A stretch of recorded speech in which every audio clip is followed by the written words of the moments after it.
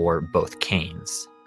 I'm not sure the exact rate on that, but I'm pretty sure its sword is like really low. But we do have to escape, and you can tell if the uncle has a sword or not when he leaves the house. So this time he does not have a sword, so it's one of the other 6 items. Yeah, the sword definitely seems to be pretty uncommon.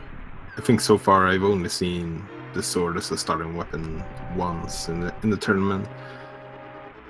Yeah, I heard something along the lines of it's like a 2% chance of the sword, and then 18% chance of all the other items. But Yeah, I can't guarantee that or not. you probably have a better chance finding a sword in one of the chests in Escape than getting from the uncle. And looks like we get Canis Mario this time around. It's a pretty solid weapon. You can farm a lot with it, and it's just a pretty safe weapon as well. Yeah, exactly. It's not too draining on your magic as well, because you can use it and then like push the enemies, or push the block into the enemies, making it very, very nice. Yeah, and also chances are that the cane will be required later on. So it's always good to have that out of the way. We got a very early map check there from Gingerdamus, and looks like the 5-6 crystal was on Eastern, and Desert and Hera was also crystals. Yeah, exactly. Getting Cane early, and then seeing 3 crystals right away, there is a potential it's not even required. But if it is, you have it. You don't have to worry about searching for it later on. Yeah, even if it's not needed for one of the dungeons, it could still be needed for Ganon's Tower anyway, so it's always nice to have it. Yeah, exactly. And now getting that bomb out of the chest, getting the 3 bombs, I should say, they won't have to search later on. They can do a very fast escape here, killing only the required enemies.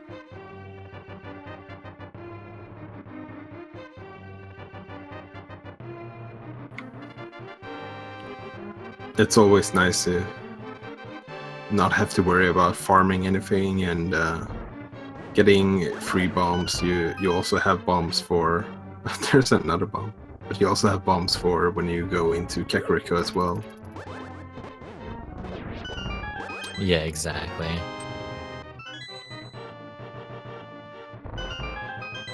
Both of them sitting on 4 bombs now and nearly in sync, heading down into the Zelda's chambers.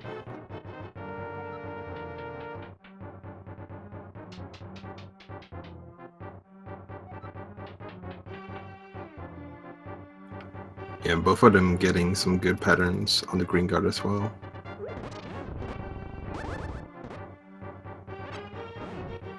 Paddy using the Canis Mario to trap the ball and chain guard in the corner. Yeah, exactly. And he's out of here with Zelda already. With just a big 20 in the chest, both of them will be heading off into the sewer section.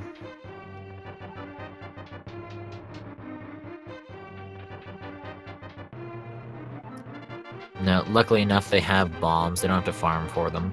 But if they were to not have bombs, in this sewer section coming up, there's a light cone that is provided to you.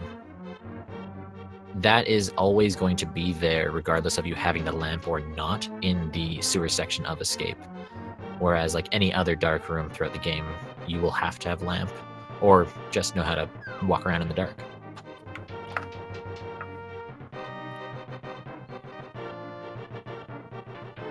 Yeah, doing the dark rooms, it's not too hard if you practice it, but at the same time, it feels almost impossible if you never trained it before.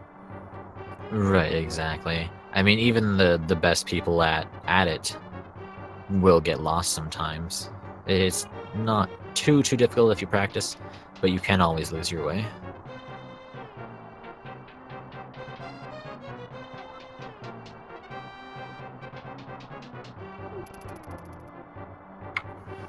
Yeah, and except for lighting the way in the dark, that lamp is one of 2 fire sources that could be needed for a couple of dungeons and items checks later on as well. Right, exactly. 10 arrow upgrade. And so far, I've not seen the maps, so it'll be in one of the last 4 chests. Yeah, the runners are probably hoping to not find the map in the back escape, because that would mean it has to be in Sanctuary and they can just skip it.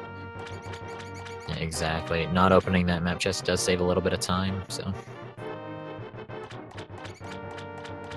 Patty also locking down that rat, easy peasy, getting the key, heading off into the back end of escape. And Ginger right behind him.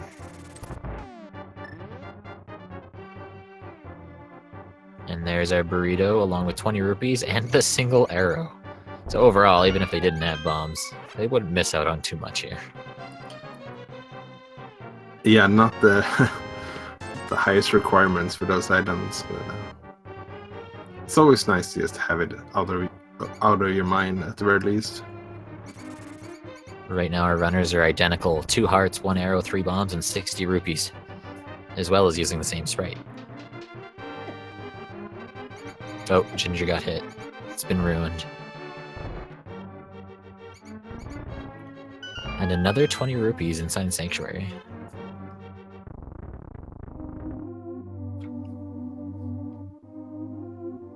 Yeah, the amount of rupees they have right now, they're guaranteed to have enough rupees to get the bottle vendor in Kakariko if they just pick up some of the rupees in Blindside. Yeah, exactly. Patty looking like he's going to do the standard route here, heading up to the tree.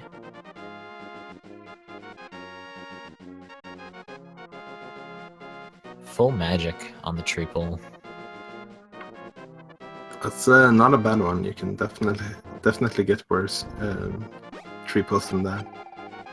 Yeah, exactly. And we are going to get a lumberjack check early on here. Just a bomb upgrade.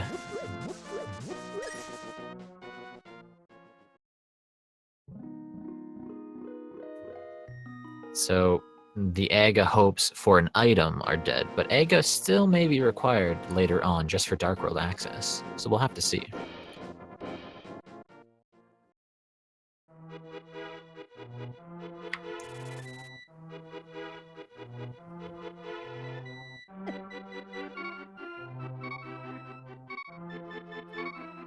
Just a heart piece inside the forest, and we'll see what the hole leads today. A heart container. It's not bad to get some early hearts, especially when you don't know if you might be forced to go into Dark World pretty early. It's always nice to have a couple of hearts before finding another male upgrade or something like that. Right, exactly. Like, hearts are always, I feel myself, a good thing to have early on. Just a little bit more safety. You can take a couple more hits.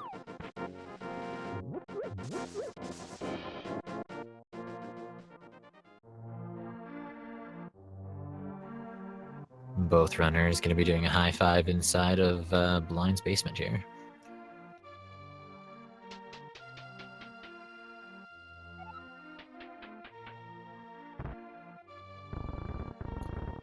A 5 bomb upgrade, a heart container, a red rupee, a heart piece. We'll see what the back end has. Another red rupee.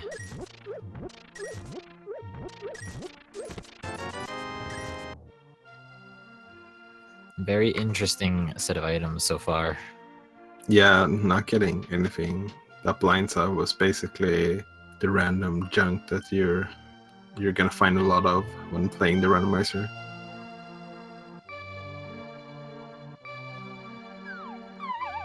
The well holds 10 arrows for us. Inside the back end here, a heart piece, 50 rupees, another heart piece, and another heart piece.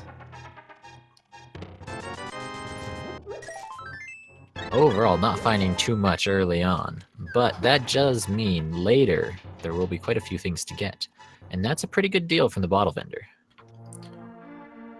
Oh yeah, for sure. They probably wish they could just buy a couple of other 300 rupees from him as well. Patty this, getting the chicken toss too. Oh, there's the power glove at least. Yeah, so there's glove for us, and now, of course, if they knew any sequence breaks, they can now access Death Mountain for one item as well as information on another one. Well, I guess 2 items if you were to sequence break, because you'd rescue the old man, but... Yeah. It's gonna be interesting with so few items in Kakariko. It's gonna be interesting to see if any of the runners decides to just blind do the race game. That's very true. With race game, it's you save time if you gamble it and it pays off, but you lose time if it doesn't. And that's like if you were to check it, if it were to be an item you need, then you lose time. So it's always interesting to see who gambles and who doesn't.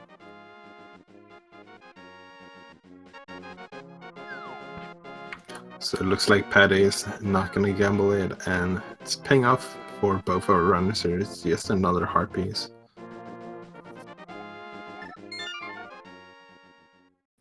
Ooh, Patty making a mountain play, perhaps? Whereas it looks like Ginger's going to head south. No. Yeah, it looks like Patty might be doing a hula hand instead before going to very true. Okay, opting out of it. Yeah, maybe they thought about checking back escape and realized they already done it. That is very possible. I liked the idea of hula hand, but yeah, he's heading down. Dam holds 20 rupees in the chest.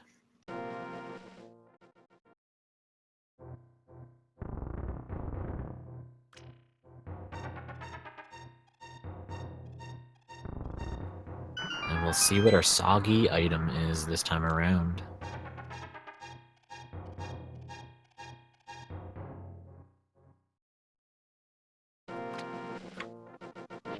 That's a pretty good item, soggy or not. Yeah, I don't think a Mire is really gonna get all that soggy, so maybe we'll take it. Yeah, maybe the handle is made of leather or something. That is true. That could be a possibility. So that definitely makes the sequence break up to Death Mountain a little bit more interesting. If there's something they decide to do later on.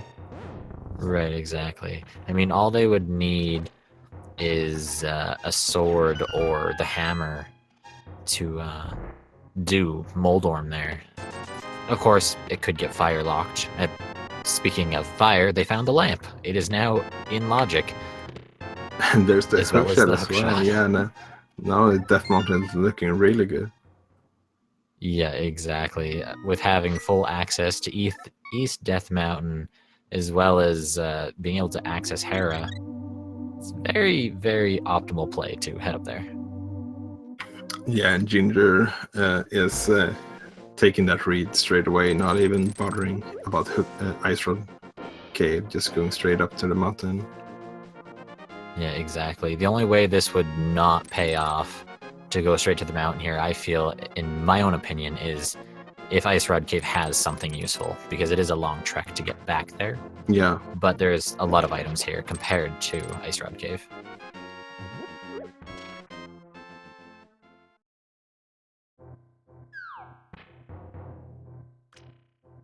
Yeah, unless there's something critical early on there in Ice Rod Cave, probably not going to see any of our runners go back there until they have, at the very least, like boots or maybe the fluid. Yeah, that's 100% understandable. So now we've rescued the old man from the deep, dank, dark cave. And what does he hold today? So that's a bottle. Opens up another location for them to check. It's gonna be interesting to see if, Ginger is deciding to go right side first, and I really like that play because at the moment they don't have a weapon to beat the Moldorm. so maximizing your chances of finding the hammer or a sword before going there. Yeah, exactly. I like this play as well. Having 7 items here inside Paradox Cave, as well as 1 inside of Spiral Cave.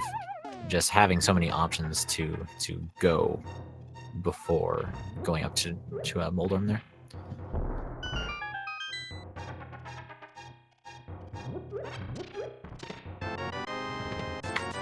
There we have a sword, so Tower of Hera is now fully completable, and it's a crystal as well.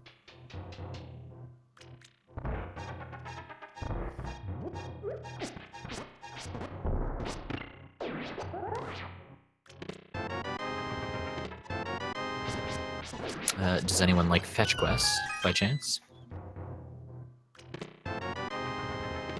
It depends if they lead to something good or not.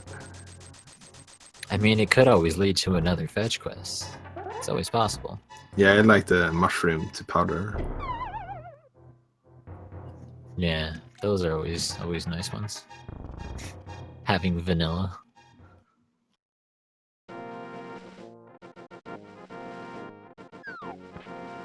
Patty also getting his Fisher Price sword. And then we'll head up and get the other 5 chests here.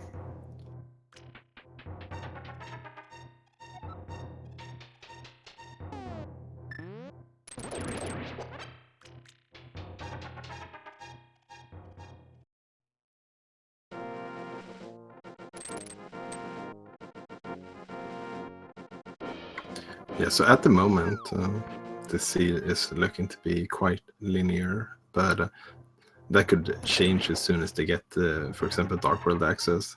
It's going to be interesting to see if the seed decides to continue to be linear, because that's going to put execution much more in play. Right, exactly.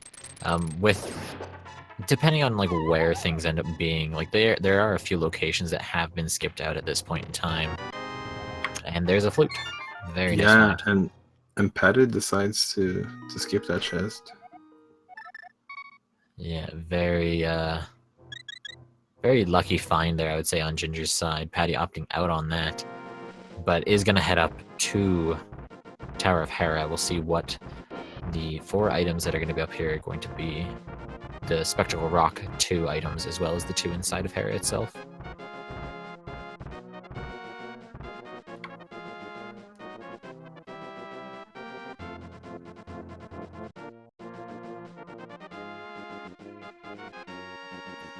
I feel like he thought it was like a time sink kind of thing to opt into going for it, but yeah, doing a Spiral Cave without the boots is pretty unappealing sometimes.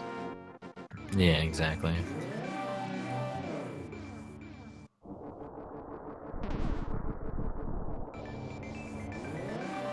Especially, it's such a long way to get there with like walking.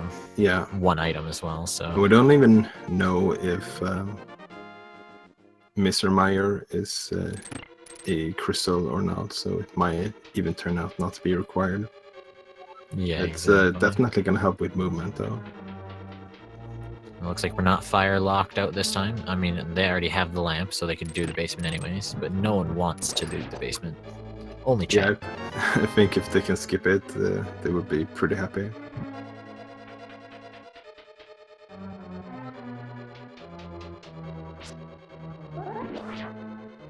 It's possible for that basement to hold our items still, but no one really wants to go there if you're running the game.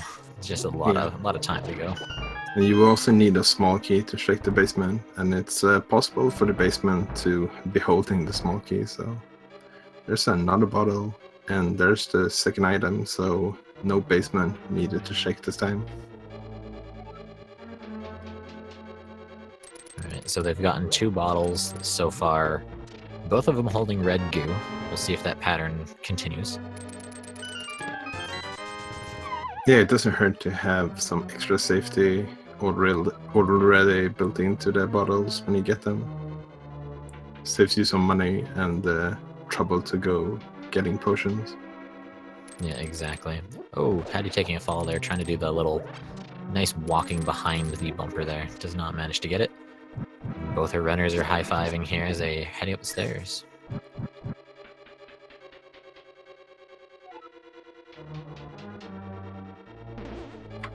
Yeah, so this is, at the very least, in forms of the weapons, it's going to be pretty much a vanilla fight here against Moldorm. Right, exactly. So no matter what strat you use, it's going to be 6 hits here with the fighter sword. Yeah. And the last one will be when Moldorm is in the super fast mode. Yeah, exactly. I don't know when the last time I've seen a fast Moldorm. Patty getting it no problem, though.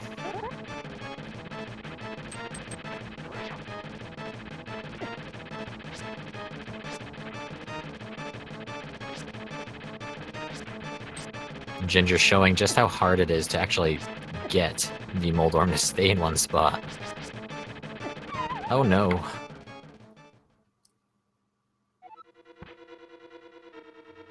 Very unfortunate there to be on the last hit as well. Enraged Moldorm is never a fun a thing to do. Yeah, it can definitely be a bit of a rough fight.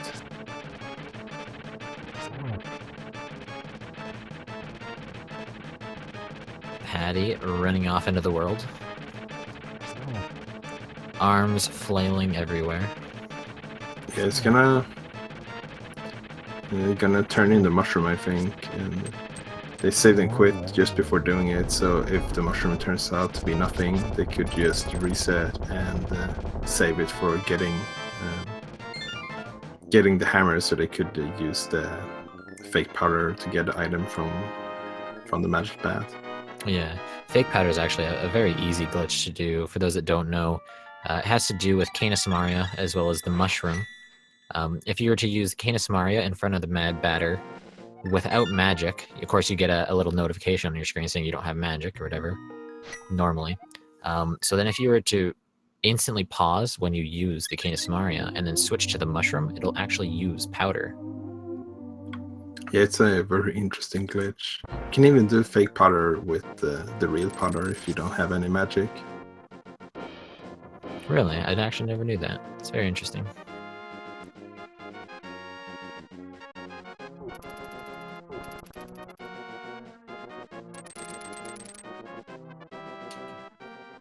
Alright, Patty looking like he's gonna go head off and do Sahasrara's Closet, and Ginger's gonna go activate the flute as well as look at the Bug Boy. Yeah, this makes a lot of sense from Patty. It doesn't really have any big incentives to go back to the village at the moment, and this is the highest density of checks that he can do right now. Right, exactly. Unfortunately, not having that flute, we'll have to obtain that somehow in the future. And everyone salute for the swag duck.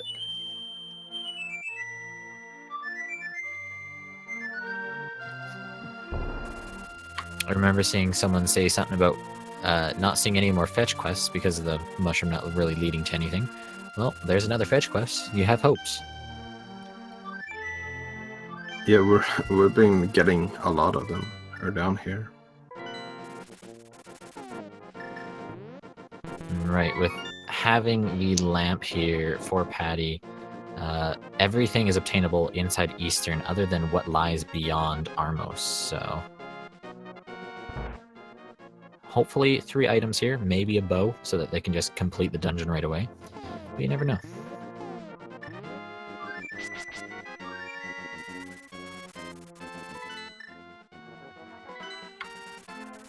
So, with having that flute, Gingerdamus is now going for that ice rod check.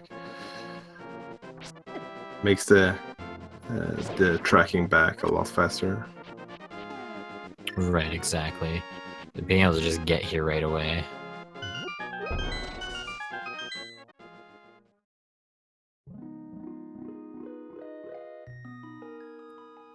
Penny ended up just finding 300 rupees in the first chest of Eastern, and Ginger getting 20 bucks out of Ice Rod Cave. Yeah, and having the hook shot can take a little shortcut to this chest here, just getting harpies. So that's 2 out of 3 items so far in Eastern.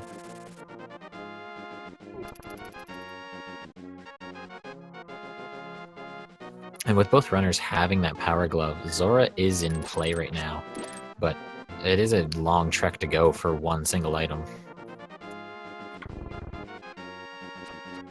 Yeah, at this point, they have a lot of like one-off locations that they could check, like Right, exactly. Agina's Cave, Sora, Spiral Cave for Paddy. Yeah, having the flute on Ginger's side makes those checks a little bit easier. I mean, they still are very far away from the locations, but again, it's very far to go for one single items. Yeah, and here we see Paddy going to Ice Road Cave most likely. So yeah, that's definitely a longer trip when you don't have the flute. But shaking Ice Road Cave makes a lot of sense because they could use Fake Flipper afterwards up to Sora. Right, exactly. And they could check the Lake Hylia item as well as potential hobo check on the way, making Zora not too terribly bad of a distance to go. Yeah, the only thing they would want is, I guess, the Moon Pearl, so they can check the Waterfall Cave as well. Yeah, exactly. If you were to have Moon Pearl at this point in time, a Fake Flipper would be near guaranteed if you knew the glitch.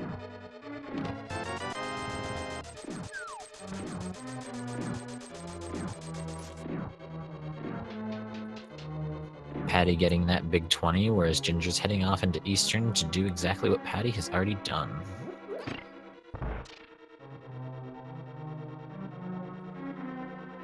And with Paddy walking to the south here, I feel a Fake Flipper is incoming.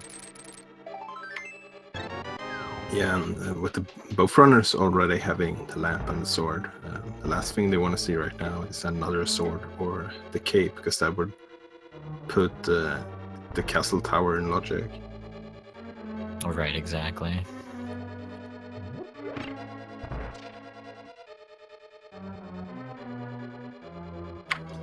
And not seeing that Moon Pearl quite yet, there's still a possibility for the Moon Pearl to be on the pyramid in the Dark World.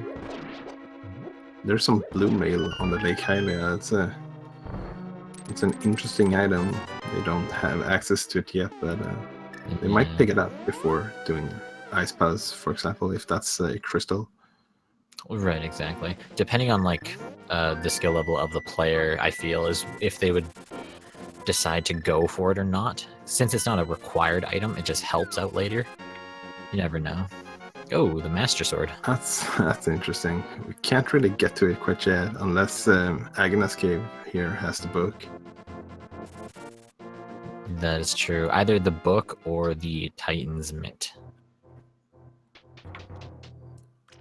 Oh yeah, that would be mean, giving them the Titan's Mitts to get the Master Sword just so they can do Aga. In my mind right now, that is the play that's going to happen. Oh, no. Oh no. I regret everything.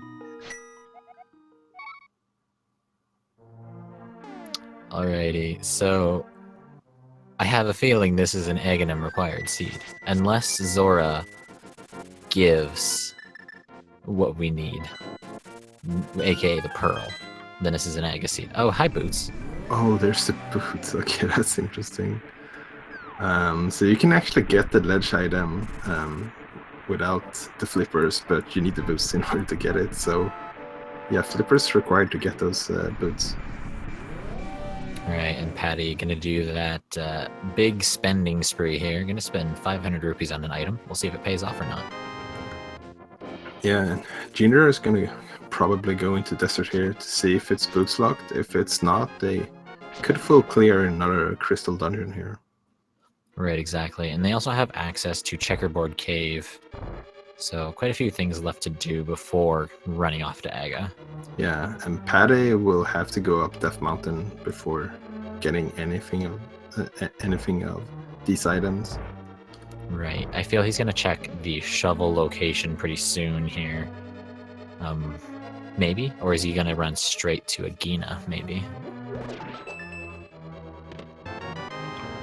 Okay, so there's a small key, so they could still get some items from desert. But it's boots locked to beat the dungeon because of the big key on the torch. Right. There's the map. It'll be funny if this is the compass here, just meaning you can't get anything out. But blue rupee. Yeah. So one item left inside desert. That could have just as likely been the compass instead. They kind of had the same value at this point. Pretty much. Alright, so Ginger gonna head off and do Checkerboard Cave, and Patty gonna pick up the best oven mitt in the game.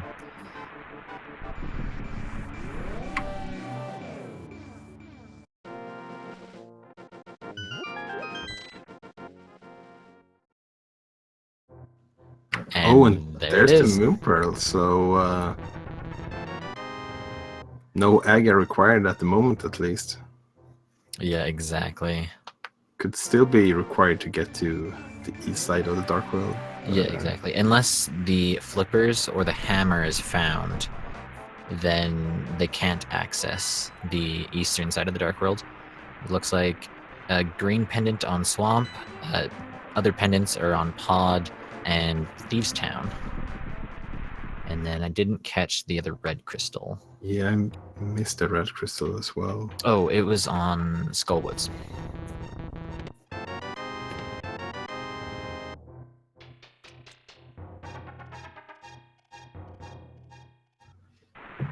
Patty digging up a heart container with the shovel location.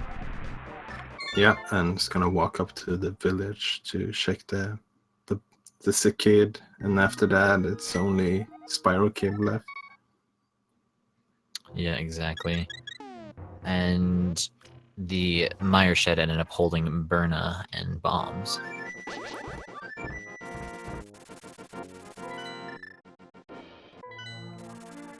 At this point, Patty is very much so running out of locations to check.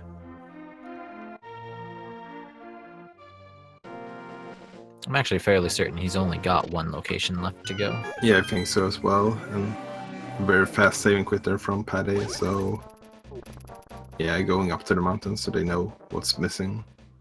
Yeah, heading off for Spiral Cave. And Ginger is inside of the Skullwoods area. 2 items to be had in here. Of course, no fire rod, so won't be able to complete this dungeon. But still we'll be able to get items out of here and then move on.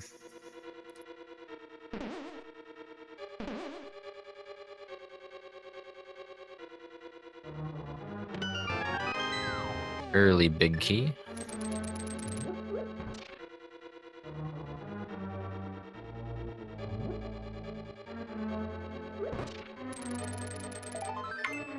And getting one of the first items in here. Unfortunately, not getting a small key. It's gonna have to backtrack a little bit to get around to the rest of the locations. Yeah, it's always nice finding a small key in one of those 2 chests. That way you can just move on. Don't have to do this little back section. It's a very neat hook shot there for Ginger getting past the spikes. I've never actually seen that before, just going through the spike there.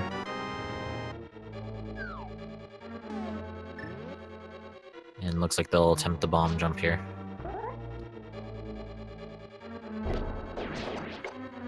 Very nicely executed. Just for 20 rupees, though.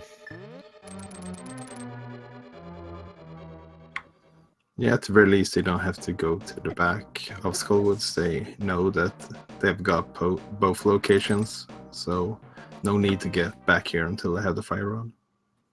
Right, exactly. Patty finding that flute. Gonna go off and activate it right away. And Ginger making the rounds here in the Dark World.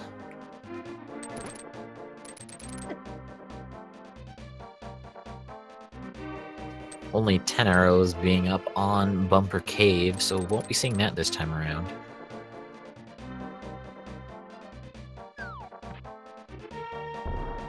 It's always nice to have that information at the very least, so you know if you have to backtrack there once you get the cape. Also checking graveyard ledge here before having the boots, which is a location a lot of runners like to skip when they don't have the boots, so it's definitely a good place to check, because if it has something, it could take quite a while before your opponent checks it. Holds bombos this time around, though. Yeah, then that could be required for sure. Both Mr. Mire and Turtle Rock may require it for entering the dungeon. Even Ice Palace might require it if they don't find the fire rod. Yeah, exactly. So now we'll see where Ginger ends up going next.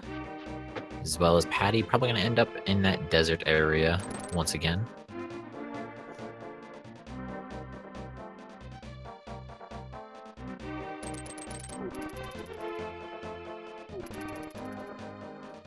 Oh, and I never actually looked at what medallion Mire was when Ginger was by here, so we'll probably see it this time with Patty. Yeah, I'm not sure if we actually saw it the first time around.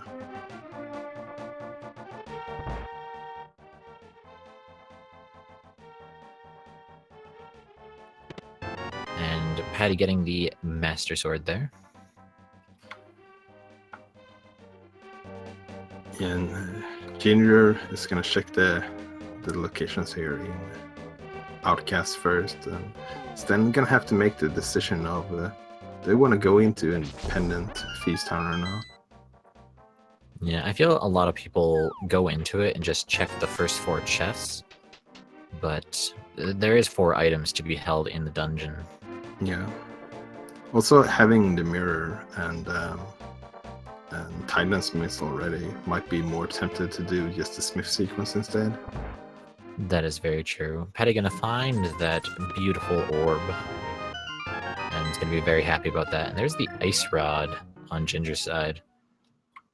Yeah, those are both great finds. I feel early ice rod is very nice. That way you're not doing like some TR dive for it. Yeah, it's definitely nice to have it early on. It's one of those items that could troll you the most journey round, so not having to worry about it is definitely a nice feeling. Yeah, exactly. Ginger finding that boss key for Thieves Town in the very first chest, guaranteed to be in one of the 4, and finds his first item in the second chest. Yeah, if the 2 remaining chests here in the front are also items, I guess it's pretty likely that Ginger would just mirror out, because it's only 1 item left to do the rest of the dungeon. It's even possible that exactly. the 1 item could be locked by the hammer for them at the moment. There's the cape.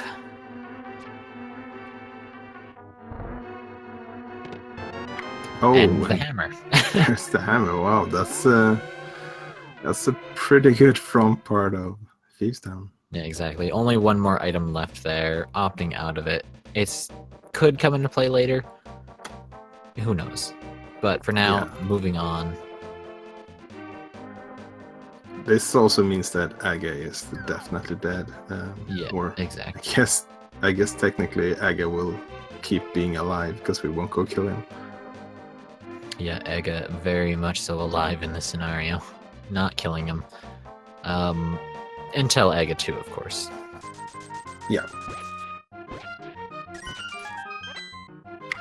So just a heart piece from the game, but only had to do 3 digs, so I would count that as a win anyways. Very true. And overall, with Patty missing Spiral Cave, isn't too far behind at this point in time. Of course, Ginger has already done the Skullwoods check, whereas Patty didn't do that, as well as the back end of the graveyard there. But overall, not too big a difference here. Yeah, and the only thing that could hurt Patty for not checking those locations would be the Bombos medallion. Yeah, exactly. And who likes the sound of the hammer? Because we're going to hear it a bunch of times. This is like the easiest game mode whack-a-mole ever. Yeah, exactly. Only thing that can make it easier is having the boots. Only a Fisher Price shield inside, opting out of that one.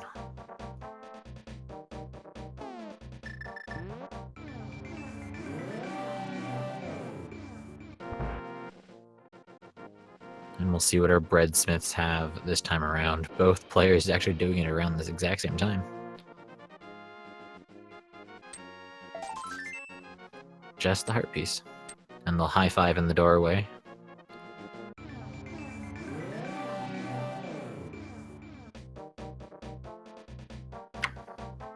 Yeah, both runners pretty synced up at this moment.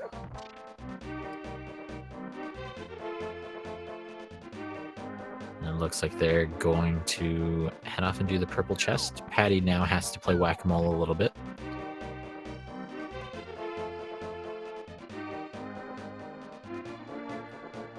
Overall, doing this route with the purple chest makes it very useful because you can check K45, Stumpy, as well as the digging location, because I don't think Ginger's done that yet. Yeah, Ginger hasn't done it yet, so they're gonna be able to route it in. Which is always like a nice feeling when you can route in as many locations as possible in one single trip. Right, exactly. And of course, having access to do Hype Cave on this trip as well.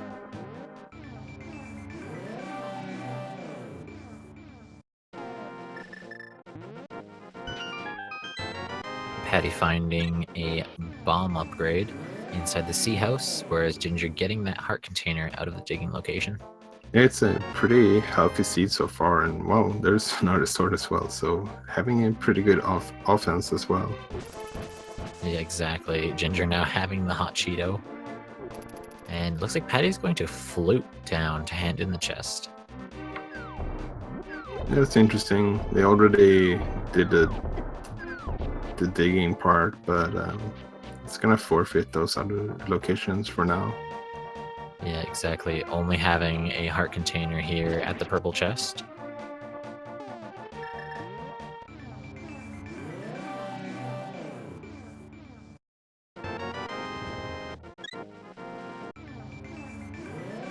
And of course, having the hammer here can just go into the dark world right away.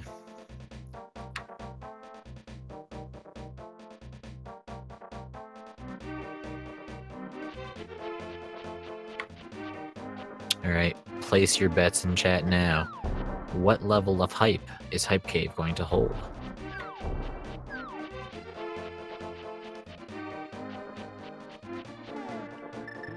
I want to say hype, but I'm not sure. On a scale of 1 to hype, we have a heart container. The flippers. There's the flippers. That's pretty hype because that leads to the boots as well. Yeah, I'll call that like a 7 or 8 just due to the flippers, because flippers lead to boots. Yeah, very nice. And Patty knows that it leads to the boots as well. Ginger does not know that. Yeah, exactly.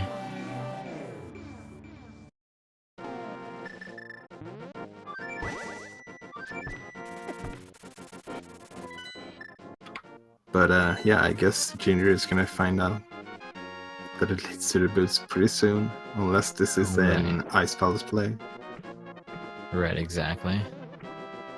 I would feel you'd opt out of doing Ice Palace this early on, just due to having all these locations still. Seeing the blue mail. Yeah, seeing the blue mail might even make them think that, oh, maybe I should have just blind checked the Nakaili Island. Yeah, like overall, they have a lot of cards so far, so it's probably not going to hurt them too much.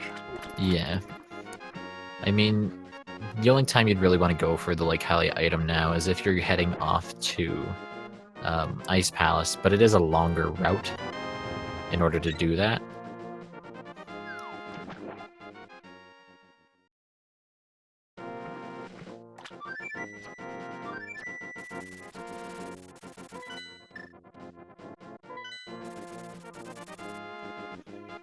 They're going to do the optimal strat here and flute back to 8 and then jump in the water again.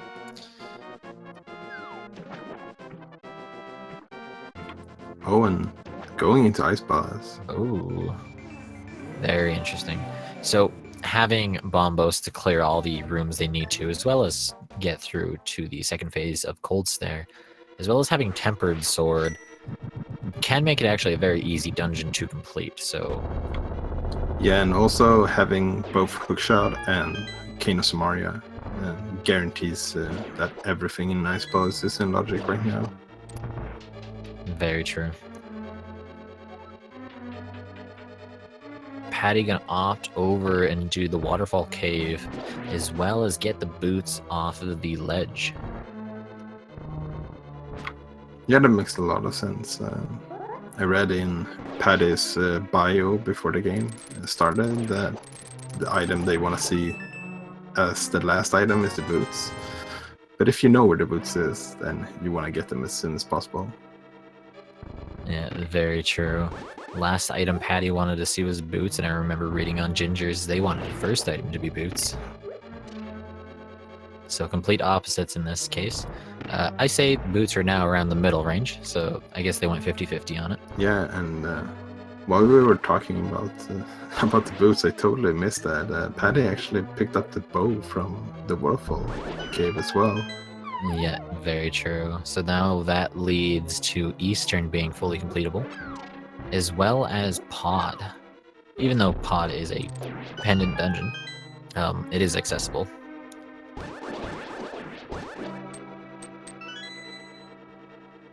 And the boots, so now Desert is in play.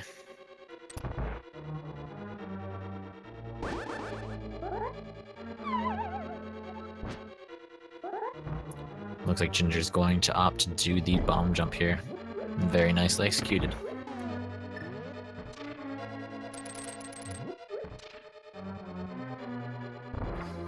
Yeah, so with all the combined knowledge that we have from both of the runners so far, we know that we're gonna have to find the Fire Rod and Ether at some time. We might need Quake for Tutrock as well, depending on what you need to get into Tutrock, but that's kind of it at the moment. Right, exactly. Overall, not really anything left for a potential pedestal, really. Maybe fetch quest things to lead into it, but other than that, not really much left.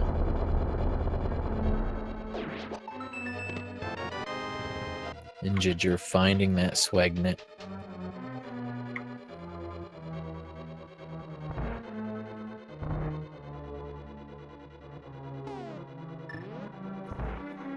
So with Pod being a pendant, I myself have found actually quite a lot of items here, even with it being pendant, so I like this play from Patty.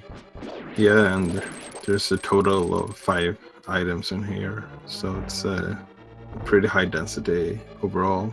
Right, exactly. And I feel he wouldn't be wasting time anyways, since he has to complete Eastern, which is a Mire away, so...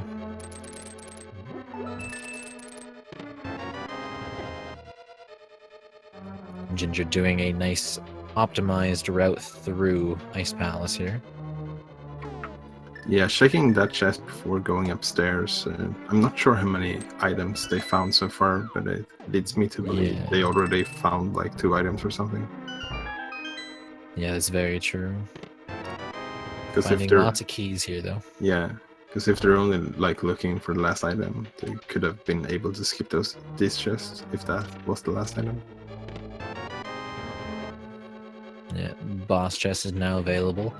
And I remember him doing a interesting route through it where you would check the chest above the boss chest and then went back up the stairs to do a faster route. So there is another chest on the lower section along with the boss chest. Okay, yeah, that makes a lot of sense. Especially like if you get a small key in that chest, you can just go up and unlock the hookshot side straight away. So Patty not finding too much so far. They did get half magic though from Pod, which is not really required, but it's definitely not bad to have. Yeah, it's overall nice to have. You can be a little bit more reckless with your magic.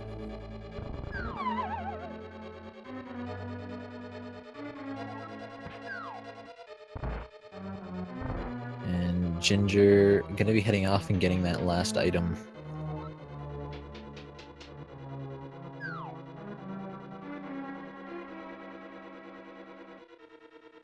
And Patty getting a big 300 out of the big chest there. Now, of course, I didn't pay attention to the exact amount of items he pulled out of here. Overall, not too great of finds, but half magic, very nice to find. And we'll head off into Eastern to finish off the Armos Knights.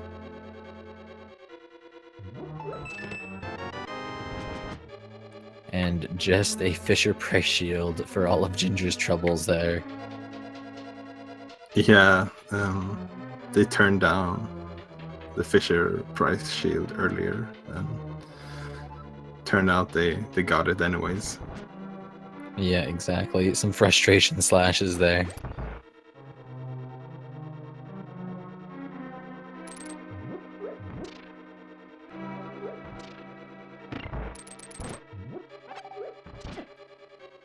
And we'll see Ginger heading off into the Cold Stare fight right away here.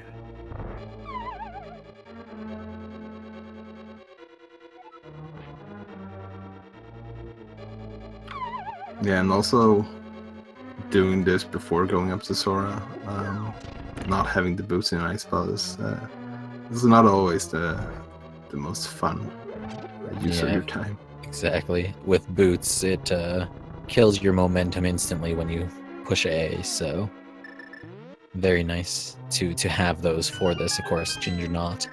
And we're heading off into the Cold Stare fight now.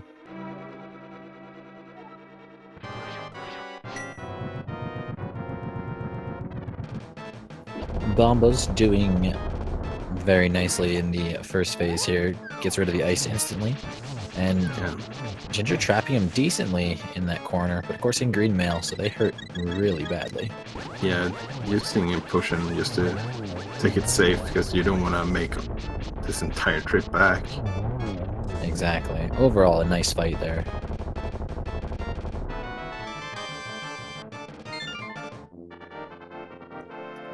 And with Cold Stare actually dropping a key there, the Canis Maria is required for this dungeon, but of course, with Ginger doing that bomb jump, ends up not needing that. Yeah. Also, the other key was on the right side, so hookshot was technically required as well.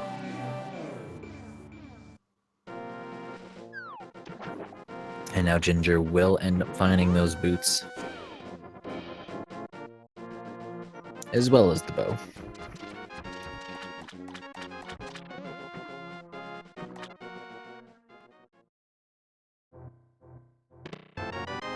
And Patty in the Armos Knights fight. Yeah, doing a very good setup here for the fast kill. I'm not quite getting it. Narrowly misses it, but overall, very nice fight.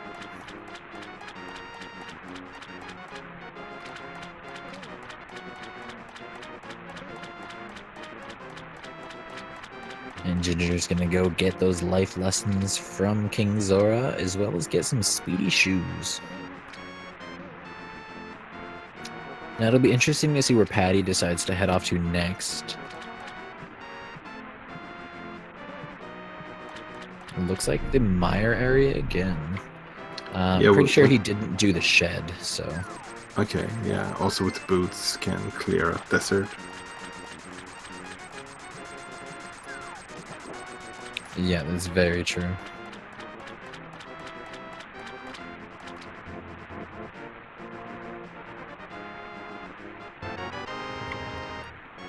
So now we're gonna have 2 running cacti sprites here.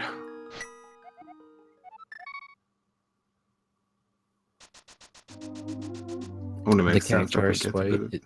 Yeah, Cactuar Sprite, best sprite for running with the boots. Oh, and Ginger going for the boots location straight away here, so it's gonna be interesting to see what we have in Kingston and the Barncroaks. Heart piece.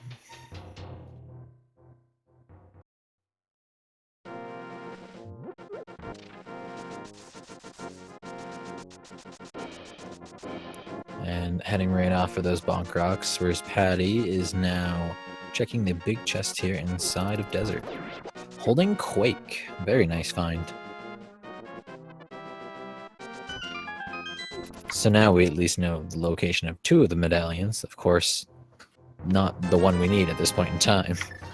Yeah, it's a good find overall though, so since it can still be required. Very true. So that definitely means that we just need a fire rod and ether at the moment for no mode at the very least. Yeah, exactly. Ginger buying some blue potion there. And getting a nice life refill.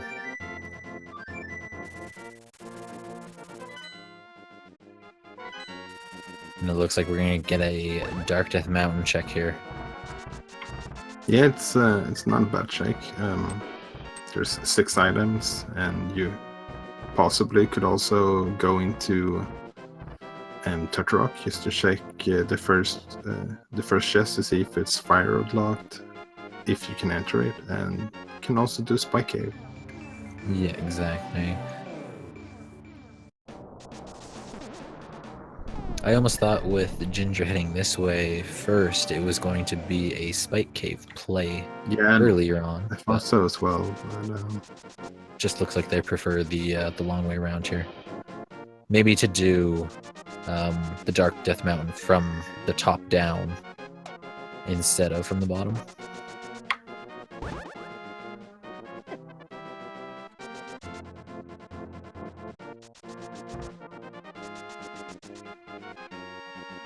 And Patty gonna head off into the Land Molas fight, and we'll actually see what our medallion is for TR here.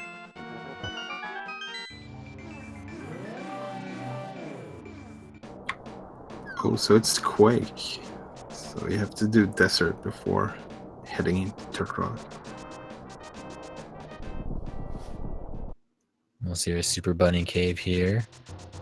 And now that leaves Ether and Fire Rod for our no mode.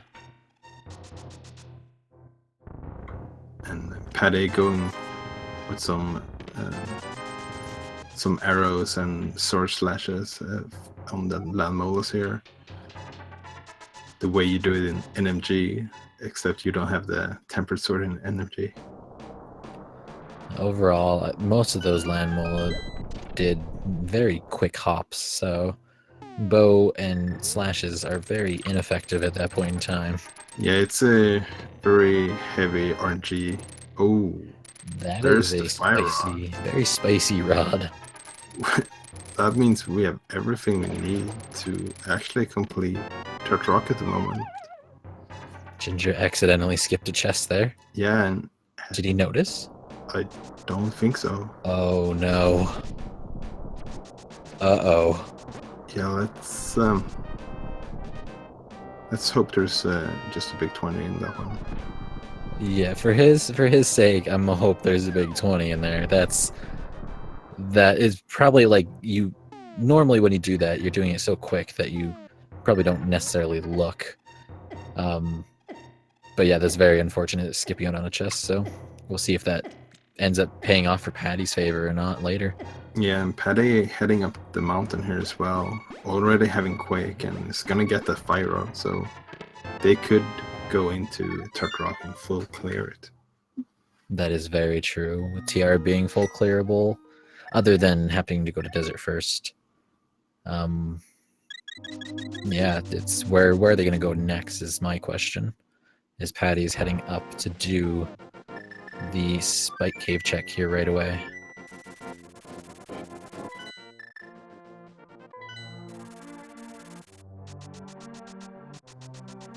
Looks like Ginger might be heading off to do the Skull Woods play here. Yeah, Skull Woods itself is not gonna have any more items, but if they finish Skull Woods and then finish Eastern, that will unlock the Pyramid Ferry. That is very true.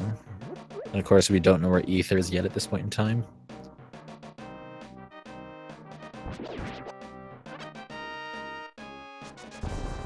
And Patty heading on in. mirroring first just to see what's on floating at them.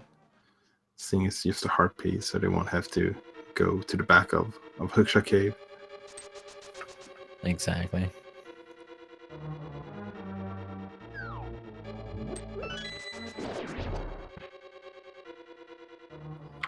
Picks up a fire rod. Yeah, and I'm blessing all of my RNG right now that it's nothing important in this chest here. Okay, it's just a big It's 20. just the big 20. All right, so overall, not gonna hurt Ginger too much there. Just will be 20 bucks short for a potion later. Yeah, it was clearly just a calculated risk from Ginger, saving some seconds there. Not really. Yeah, exactly. Ginger running out of magic here.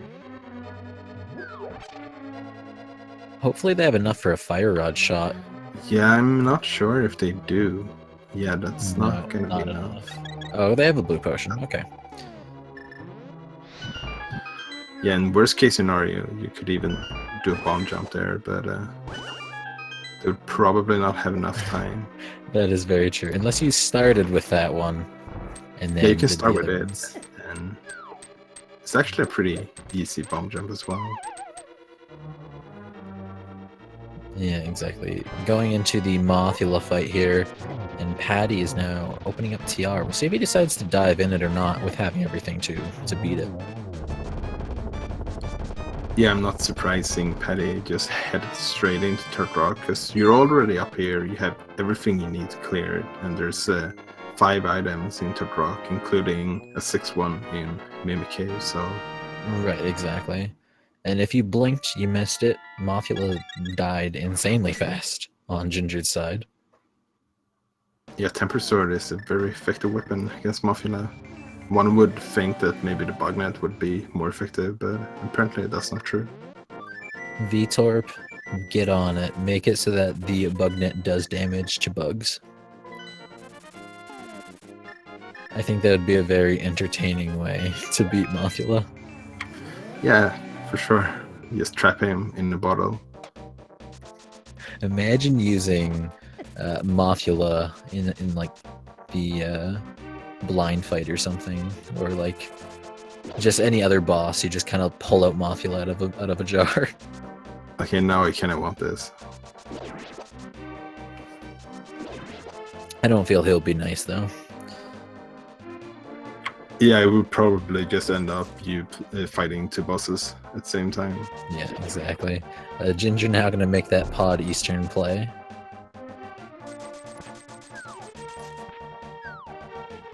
And Patty heading on in to TR, the further on in TR, I should say.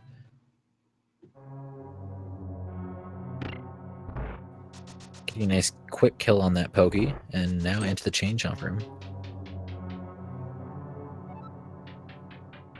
Yeah, and Chain Jumps deciding not to play fair here, and they're pretty scary when you only have the green mail.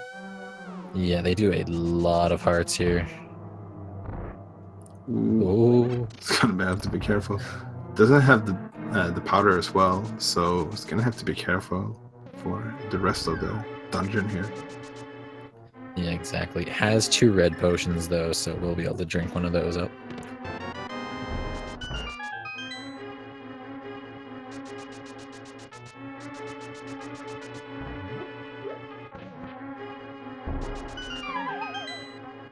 And Ginger doing one of my favorite routes through this dungeon.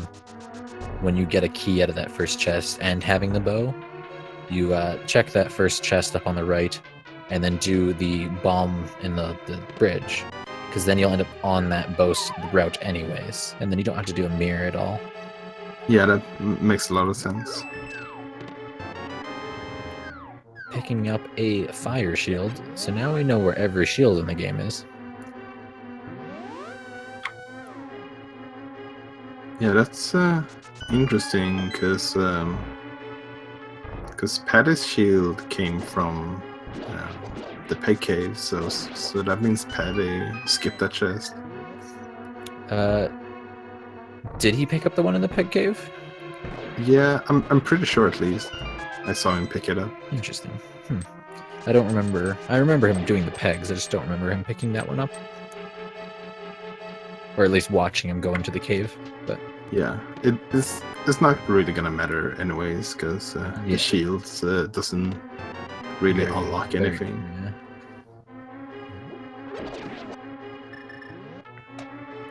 So at this point in time, we're missing Ether for Go mode, for those just tuning in. Lots of things to be done still, so...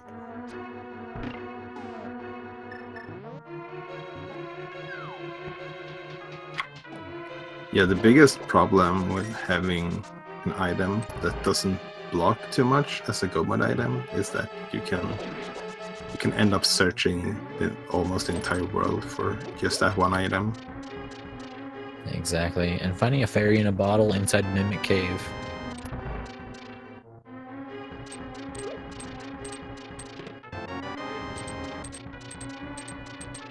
And back into TR for Patty. And we'll see Ginger picking up that half magic right away here. Patty also finding that glorious single rupee. Yeah, in a pretty fitting chest as well.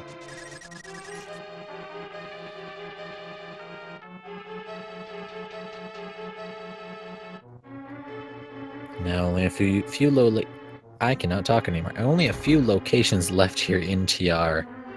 A small key will be on Laser Bridge, as well as the map is still in play. Yeah, so that means we have 3 more items left to find.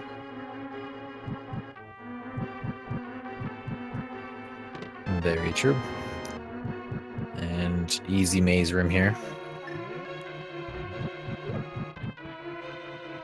Overall, the pattern's not too hard if you memorize it.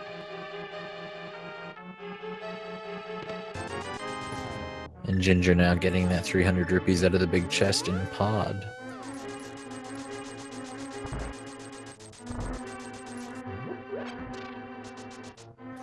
It looks like they're going to go and do Helmasaur. Yeah, I'm guessing Helmasaur probably has the last item in that case. Yeah, they have both compass and map already. So now that Patty hasn't done that, will this item come into play?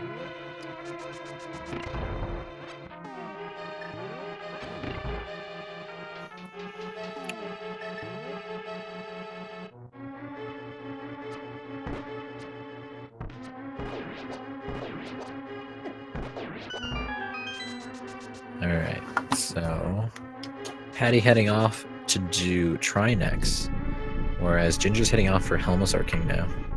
Yeah, and probably gonna finish Eastern after this and then do the big bomb. I don't think any of our runners has checked the pyramid yet, just the item on the ledge as well. Right, exactly. Pyramid is still there. Pyramid Fairy, of course, that's the opportunity to check the pyramid. As well as Catfish is still available.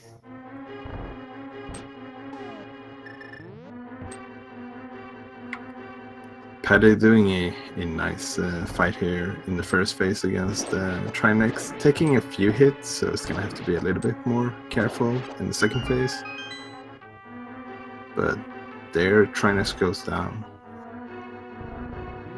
That was an excellent fight.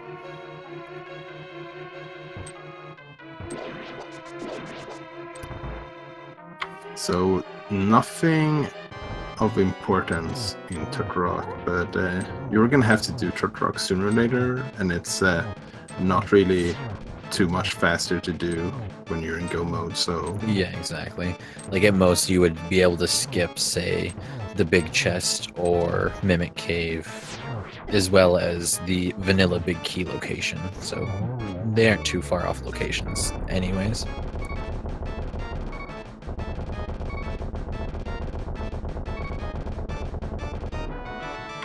Oh, there's a bar sword from Helmasaur. Overall, not too important. It does make a little bit of a difference heading up Ganon's tower, but it is a nice find, but a time sink to go and get. Also have both Victorious and Trinex left for Ginger. So those two bosses becomes a little bit easier when you have the Butter Sword.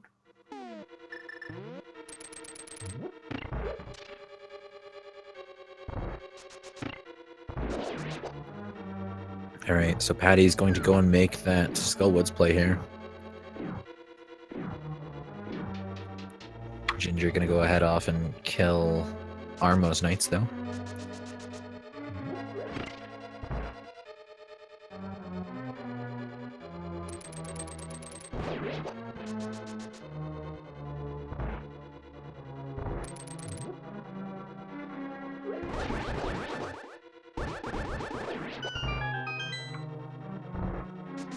There's quite a few item locations left too to find Ether as well.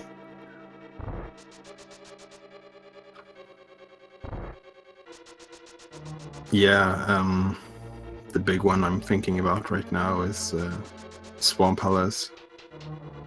Yeah, very Having true. 6 items, 7 with the green pendant, and it's been a logic for quite some while. Very true. I mean, I'm sure a lot of chat's dream is Pedestal, so that is also in play for Ether.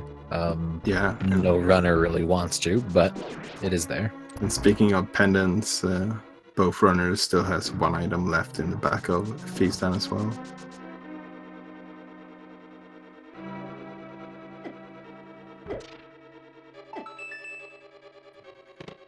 Yeah, very true. Ginger finding that big key and gonna go head off to the Armos Knights now.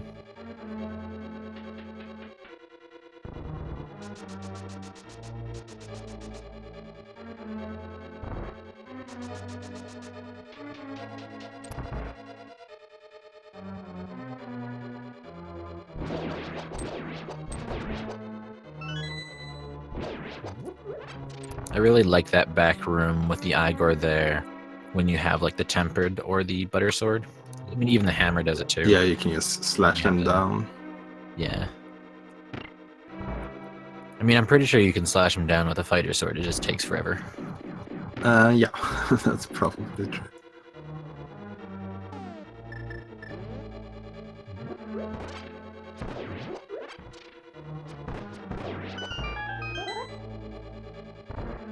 And a bonus for Patty here, not having to use a potion to light all the torches.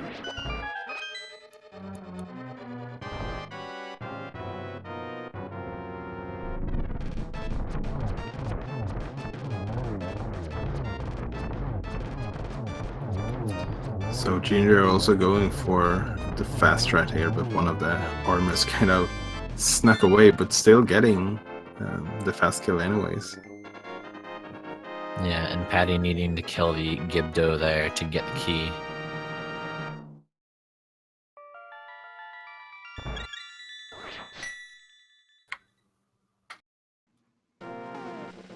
Alright, Pyramid Fairy. Is that the next play? It might be, and it might be for Patty as well, after finishing up here. Might go check like Graveyard Ledge or something before that, but Yeah, very true.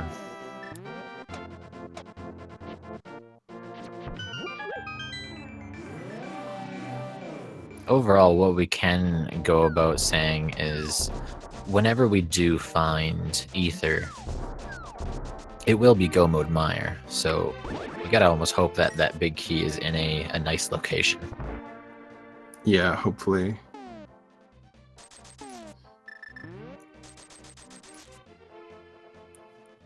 So if Ginger gets Ether before going back to Desert, they're probably gonna pair Desert together with Mire.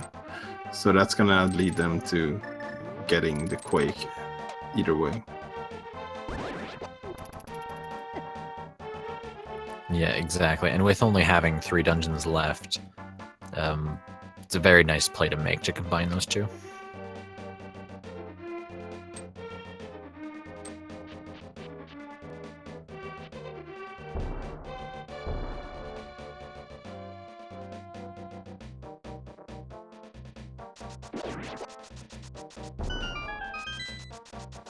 Just some bombs on the pyramid, and we'll see what Pyramid Fairy has.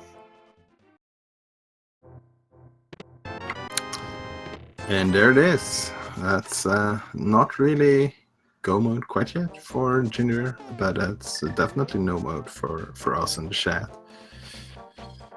Yeah, exactly. Only having Quake left to find. Of course, maybe they don't know silvers or something, or silverless, sorry. But it all depends on their own strats. But Quake, for our go mode, is inside Desert Palace. Yeah, with both of these runners being at 3 and 2, I would imagine that they're probably familiar with the silver strat, and if you have the butter or tempered, silverless is not too bad. You only have to get 12 spins instead of the 24 with the Master Sword. Right, exactly. And I mean, having access to that blue mail as well, if they were to decide to go get that, could also help. Yeah, and they have half magic, they have a couple of bottles. There's a first boomerang that Ginger is deciding not to pick it up.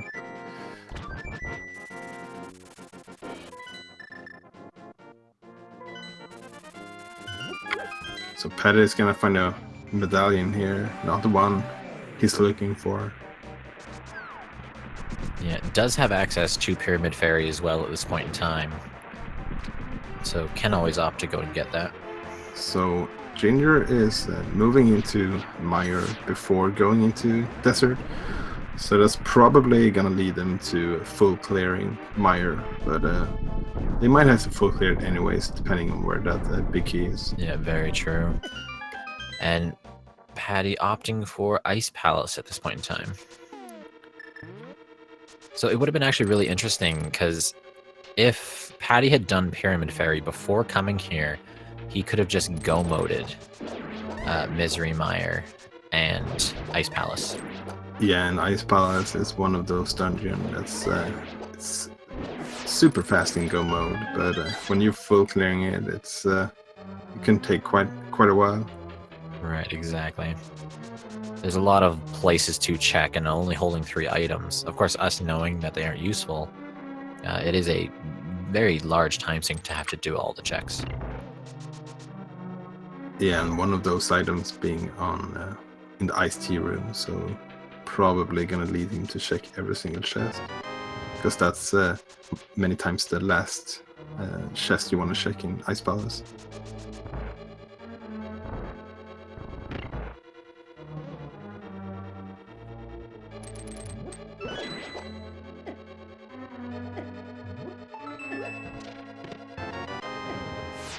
Getting 2 small keys early on in Mire out of the chests, so on the hunt for that big key.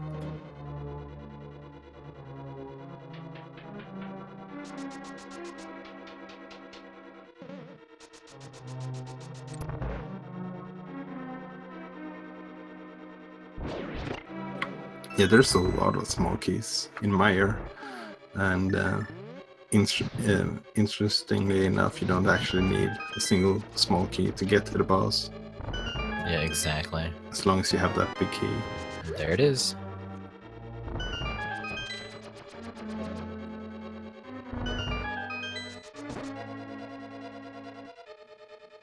Oh, Ginger's also doing Mire first, though, so won't be go-moding it due to not having Quake yet. Yeah, for sure. They're probably gonna look for both items before going to Vitreous.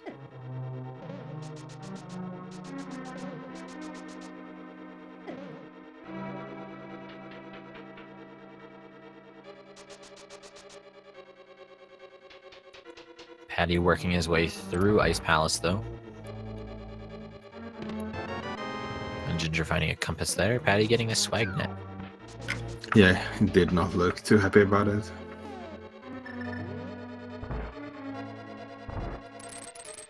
And we'll see what the big chest here of Mire holds. The book! Even more locations to look at. Although we'll most likely do desert first anyway, so we'll find... it's very fortunate that they got the book at this area instead of somewhere else, because otherwise that could definitely lead them to go checking the tablets. Yeah, 'cause, I mean, having access to that book,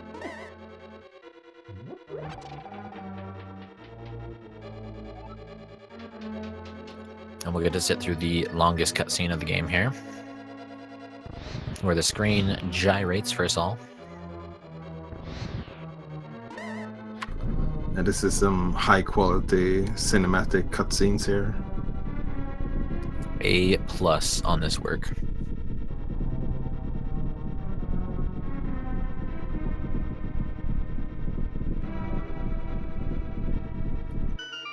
Then Patty's not going to really find much up here in ice, and we'll end up back down with cold stare soon.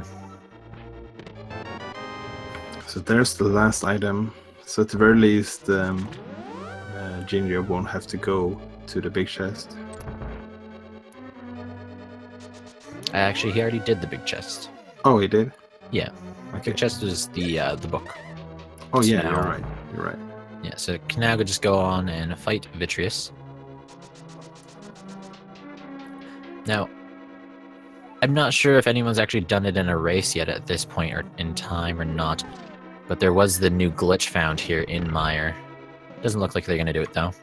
It's very interesting. I personally don't know how to fully explain it, but it's very interesting to watch if you get the chance to look it up. Yeah, I haven't gone too in depth with that new glitch. It saves you 9 seconds, I think, if you do it correctly. I think it was up to 11 Okay. when I last checked. Yeah, I'm able to pull it off myself, but of course, me not knowing exactly how it works, it's very finicky. Yeah, it's probably more consistent to use in the NMG runs, but it's definitely like any time save you can have in rando as well. It's definitely worth it. Right, exactly. And for those that don't understand exactly what we're talking about, the glitch ends up flipping those crystal switches without actually being anywhere near them with the fire rod. It works with like coincides with the boots in Samaria to make the glitch work. But it's very interesting. If you get a chance, look it up. Very nice to see. So Ginger going to Harry Potter strats here. Just take the cape on and slashing as fast as you can. Yeah, exactly. Also, taking advantage of the fact that Vitreous is vulnerable while shooting lightning, so it makes the second phase very fast. Yeah, only needed 2 slashes there in the last phase.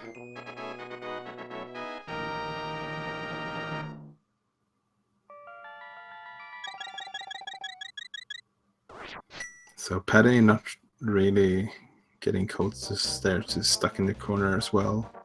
Also running low on heart, so Has a red potion still, I believe, though, so would be able to use that to save himself, but does clench the fight out. Ooh. Ginger gonna go off and fight Lanmolas first here before getting the big key. yeah, I think they realized that as well. Yeah. Now they're going to head off and get that big key. Oh, no! Unfortunately, dropping down as well. But good thing they found the book at least.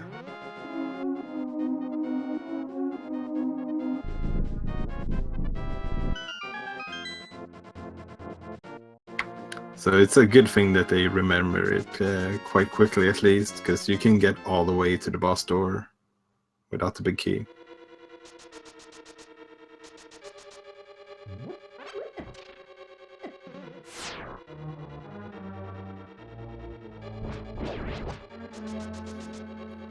Alright, where is Patty off to next? Is this the Pyramid Fairy check now? It looks like it, so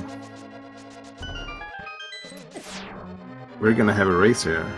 Very true. Patty is gonna have to do go mode Mire, while Ginger is gonna have to do a go mode Turtle Rock. They're gonna be able to skip Laser Bridge, which is gonna make it a bit faster. Very But true. Truck in general in go mode still takes a while. Yeah, exactly. Overall, it'd be very difficult to say who is in the lead at this point in time, with both of them having like one go mode dungeon left.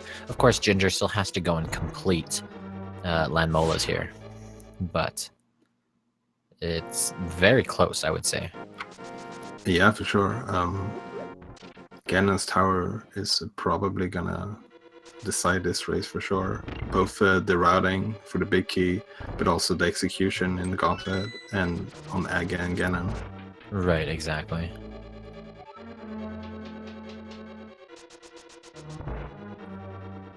And there's go mode on Patty's side.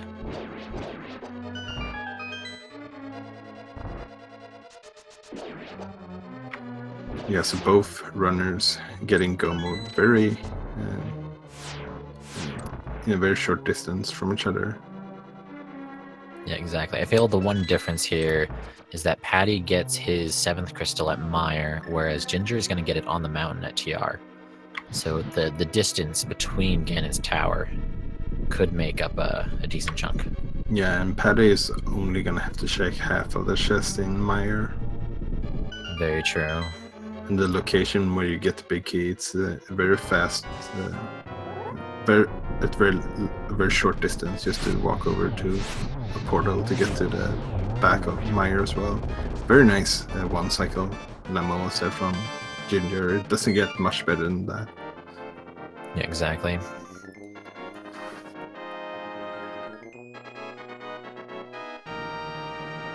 And now both of them going to be heading off into their last dungeons here. I like Patty's rupee count there. Yeah, it's very, It's very symmetrical. pleasing. Yeah.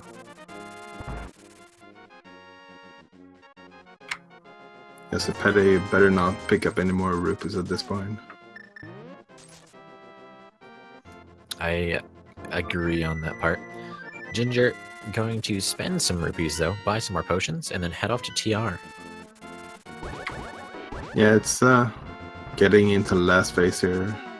Might as well get some extra potions. You still in green mail, and Ganon hugs hurt a lot when you're in green mail. Very true. I mean, the cacti, I guess there's some kind of living form of the cactus, right? So it feels like Ganon should get more hurt by the hugs, but I can agree to that. I guess that would make the sprite a little bit OP. The skins means wins, right? That's how it works. Yeah, I think so.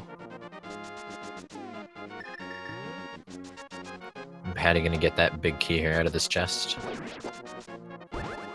And off to Vitreous right away.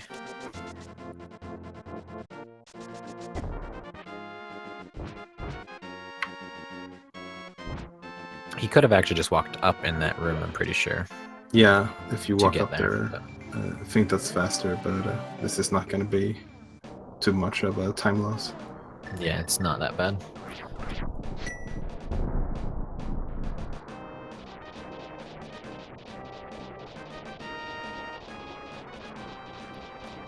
Alright, and off to Vitreous. Ginger still having to do the rest of TR here, though. But that walk up the mountain could make up that difference on Patty's end.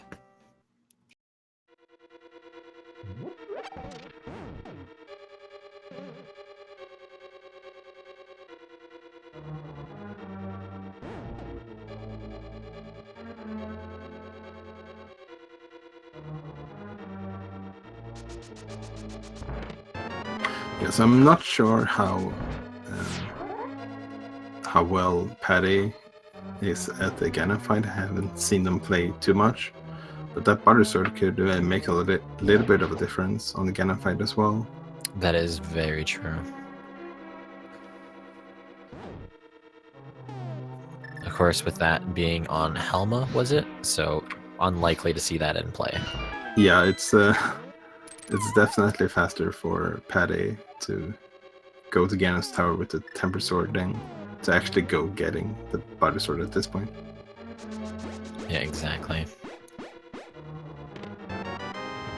And Patty now enters the Vitreous fight.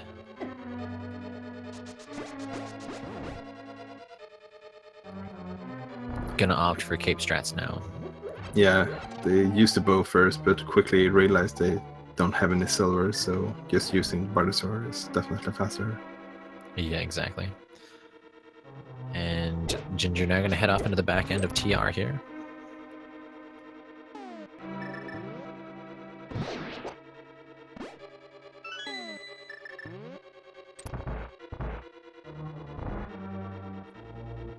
And there we have it. Patty now has all 7 crystals. So, for those of you in chat who know what time it is, it's time for us to play a little game. And what kind of game is that? Well, we have a big key guessing game for Ganon's Tower. Put your numbers in chat, 1 to 22, on where you think it's going to be.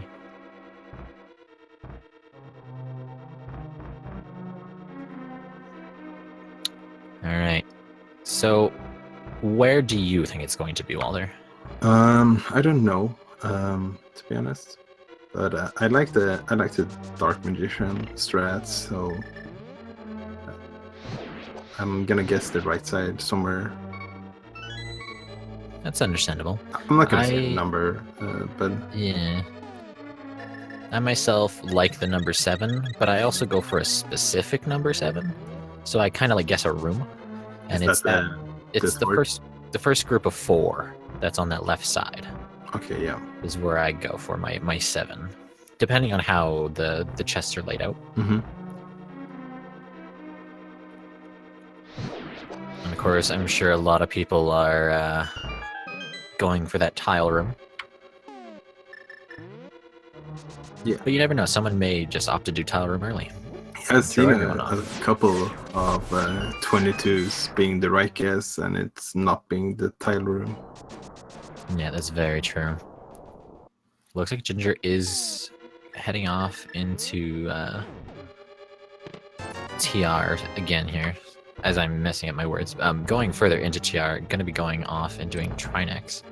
Yeah, and it makes sense checking the big chest, because skipping that middle chest, that could be one of the small keys, and if you skip the big chest as well, and that's a small key, then you're not going to have enough small keys. Right, exactly.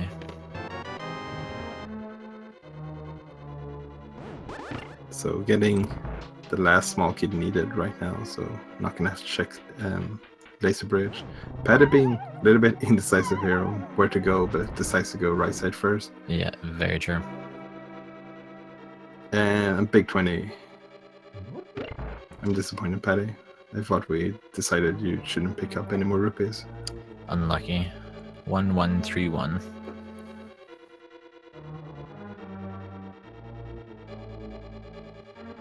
And bombs on the torch. So this is where my lucky number 7 comes into play, because the last chest in the next room would be 7.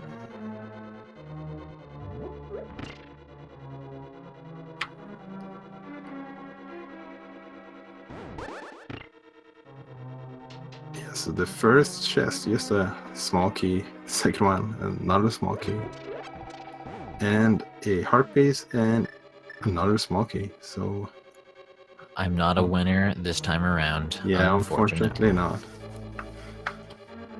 So yeah, that's a lot of small keys. Alright, so that's 7 chests out of the way. And here's where butter swords come into play, because you can do a very fast 1 cycle on Trinex here. Chest 8 for Patty is just an arrow upgrade.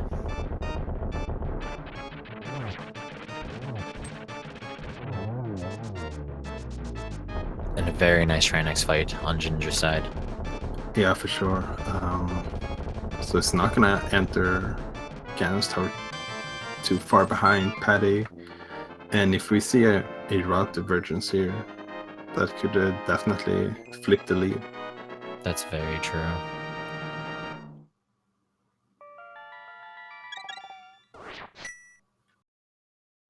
Here's chest number 9, a red rupee.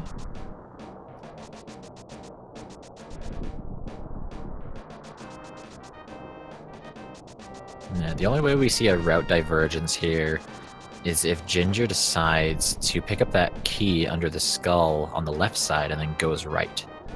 Otherwise, I feel it's going to be the same route through here. Yeah, it would be if they do the Dark Magician.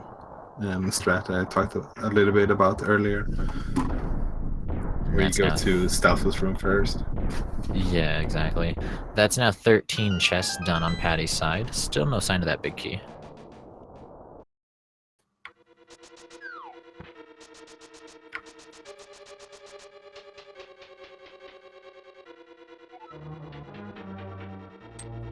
Getting a very nice bonk there as well.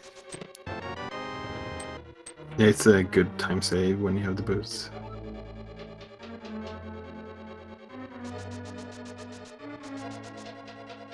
So no powder to get rid of Bob here, but Hey, Bob gets to live another day. yeah. That's 14.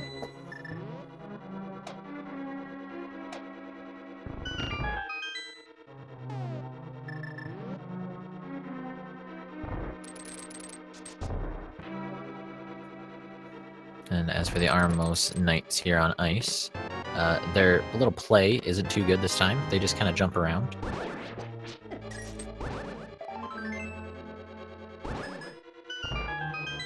Here's chest 15, 16, and chest number 17 is our winner this time around.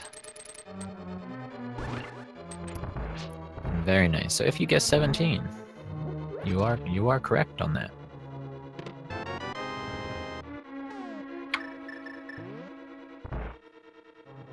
Yeah, so Patty will just go straight up the gauntlet now.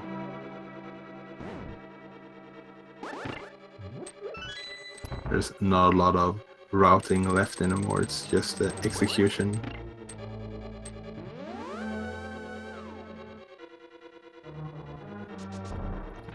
Alright, Patty going up the tower. Ginger is doing the exact same route here.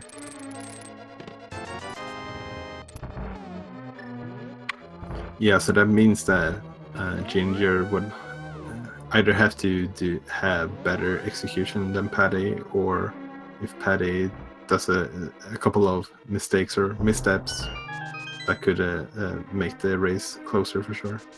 Very true.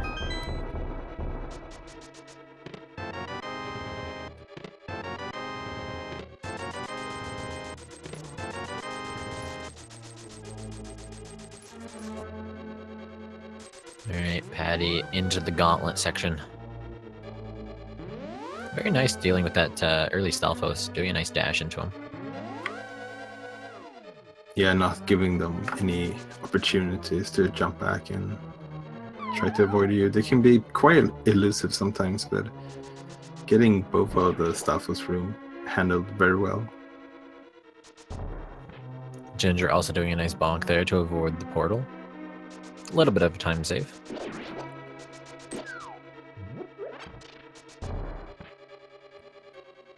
Unfortunately for Patty, not getting a nice dash off on that one.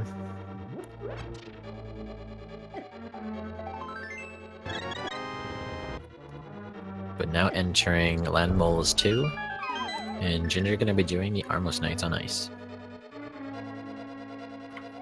And having a full half magic, that's not weird.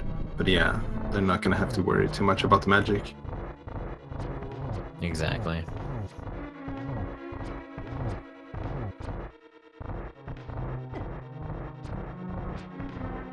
And Patty now going to head up and do the Whiz Robe room.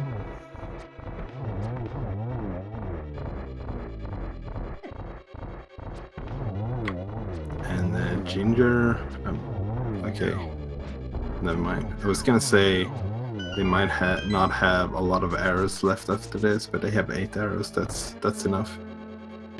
Very true. 2 arrows for each mimic. Yeah, and there's also another 5 that you can pick up in the second mimic room in case they miss any arrows.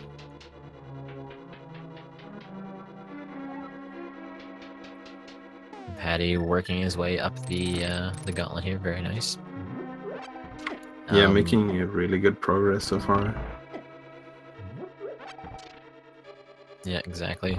Not soft locking there, very nice to see. For those that don't know, if you were to walk up those stairs the same time as the torches in the previous room would go out, nothing would spawn on this upper floor. Yeah, that's never a fun one to do. Not getting any silver so far for Patty in these upper chests, but getting the powder, that's pretty nice before Moldorm too. Yeah, exactly. Having a nice health refill here is going to keep checking chests just in case silvers do appear.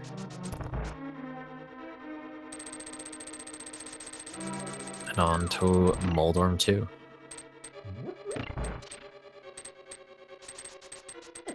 Very nicely executed. Yeah, it's probably gonna check this last chest as well for silvers, but just a bomb upgrade. So we're gonna have a silverless fight from both our runners.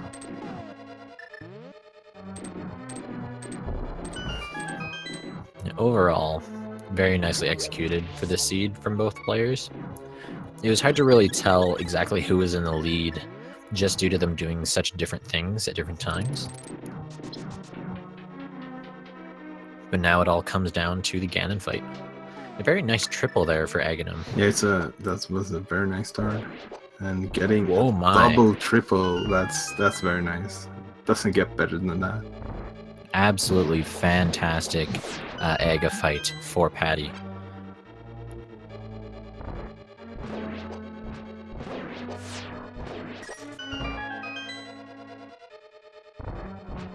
Absolutely fantastic. I'm baffled how amazing that was.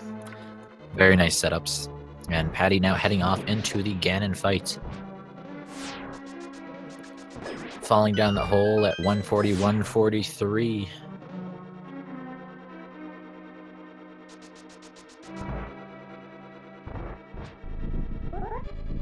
Alright, and now this will be a silverless fight. So it'll be interesting to see just how well Patty can execute it. Yeah, taking a bit of damage in the beginning there, but both our runners have stocked up on some extra safeties before this fight. Going for some cane strats here, just to make sure that you don't lose too much health. Lagging up the game quite a lot, but it's not using very much magic, which is good because you want to make sure you have enough magic for the silverless fight. Yeah, exactly. And now heading into phase 3. Nearly done it at this point in time, only requiring 4 slashes here.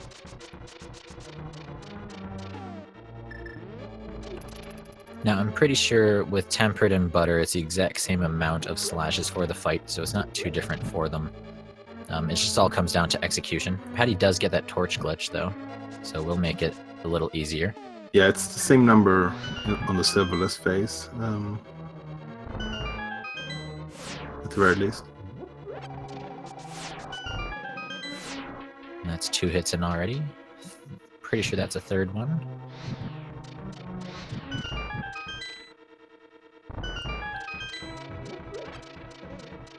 Yeah, and Patty using the lantern to light the torch just to make sure they have enough magic. Yeah, exactly. Making it a little bit harder to get in an extra hit on each phase, but yeah, overall very good saves on that progress here. magic though, so Ooh, that was a little bit too early, unfortunately. yeah. There shouldn't be too many hits left here. Ooh, very close there to getting a nice Ganon hug. Yeah, that's a bit scary There it sometimes, is. but yeah, Ganon is down. GG's Ganon Patty. down on Patty's side.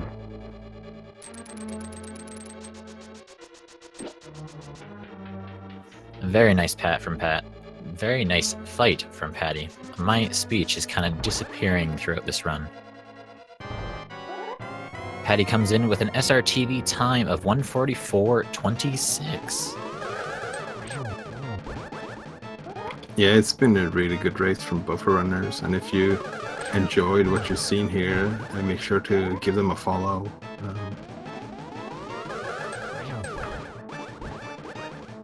Very nice race on them. We'll see if Patty wants to join us here in a second. And Ginger now going to head off and do that silverless fight as well.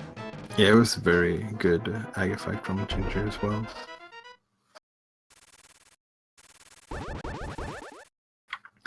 And I also want to give a shout out to our tracker who's been doing an amazing job. So shout outs to Oski for tracking this race.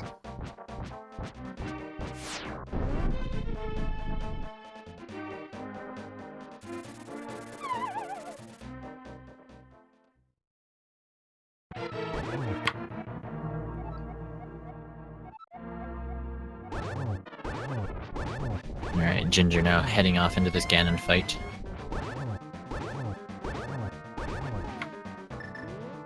Looks like they're going to use cape strats here. Yeah, they bought some potions before this, so they should have spare magic. Getting a first a one cycle on the two first phases here. Right, exactly.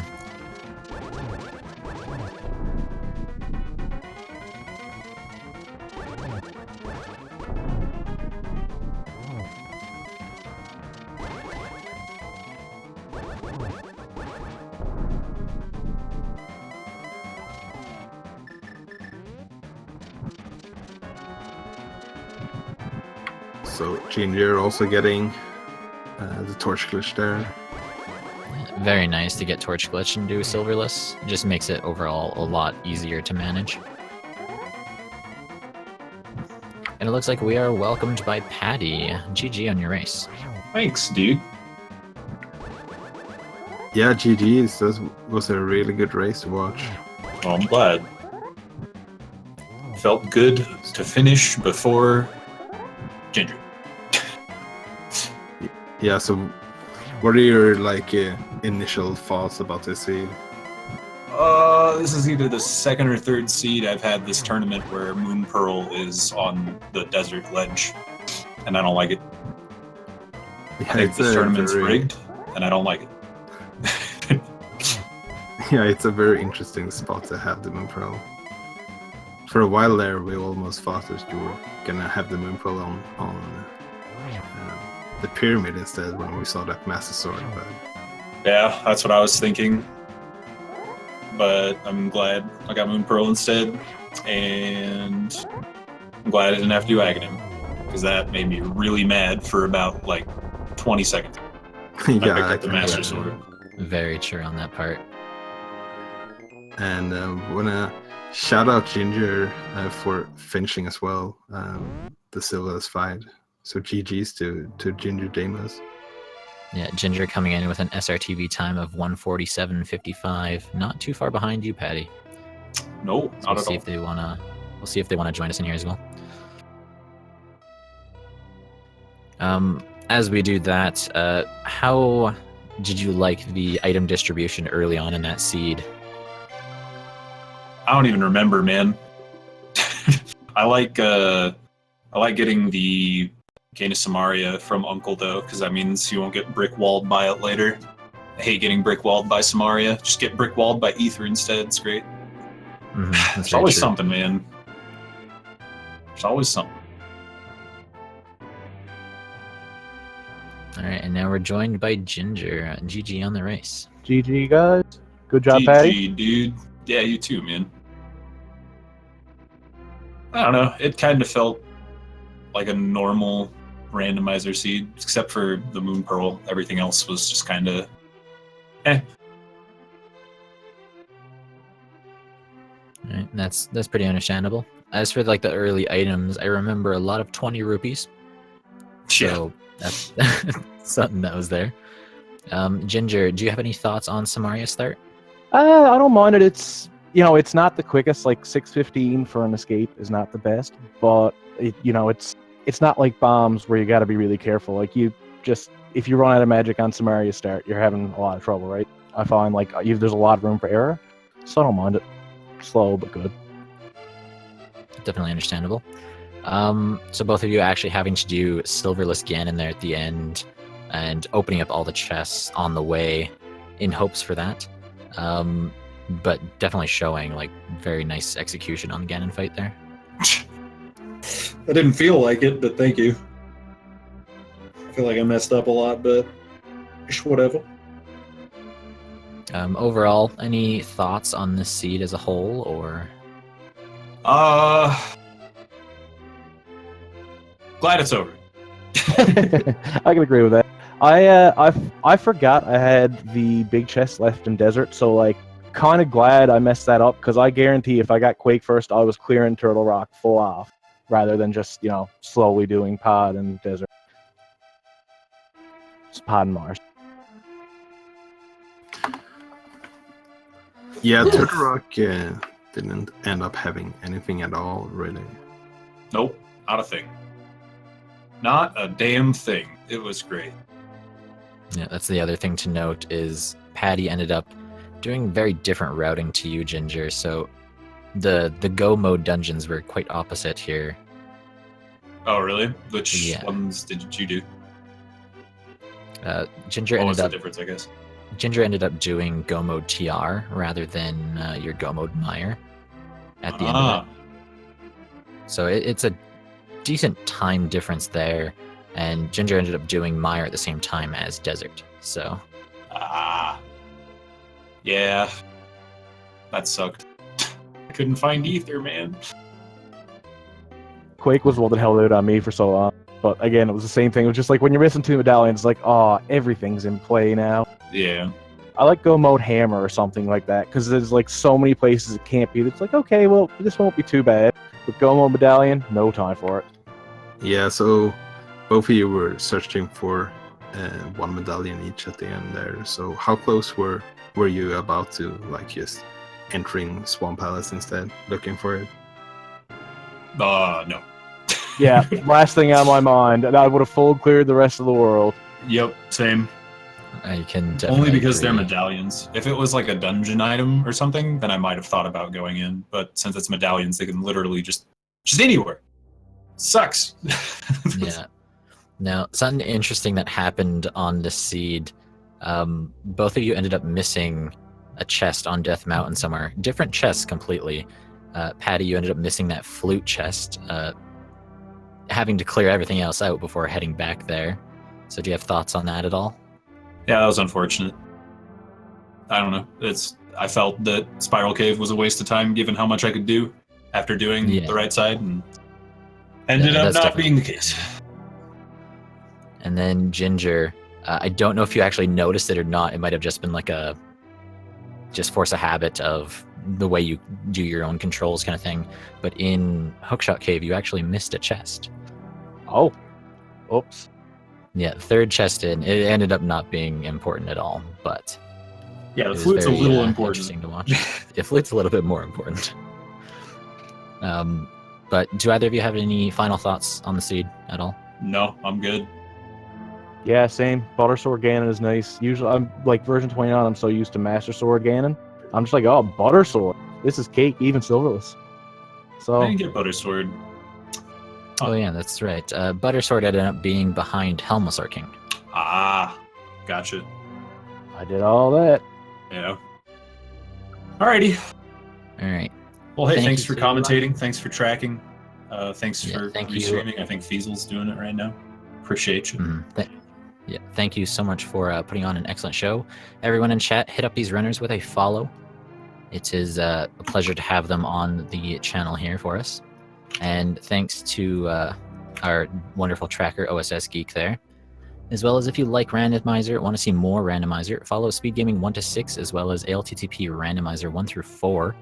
And as for Randomizer right now, we have quite a few races actually starting up in the near future here. One starting on Speed Gaming 2 right now between Skipsy and Jam Evil, as well as one in an hour between Edgeworth and Ayowitz Vin on this channel, actually. I've been Chris Aether. I've been joined by Walther 4. And thank you all for joining us today. Bye. Cheers.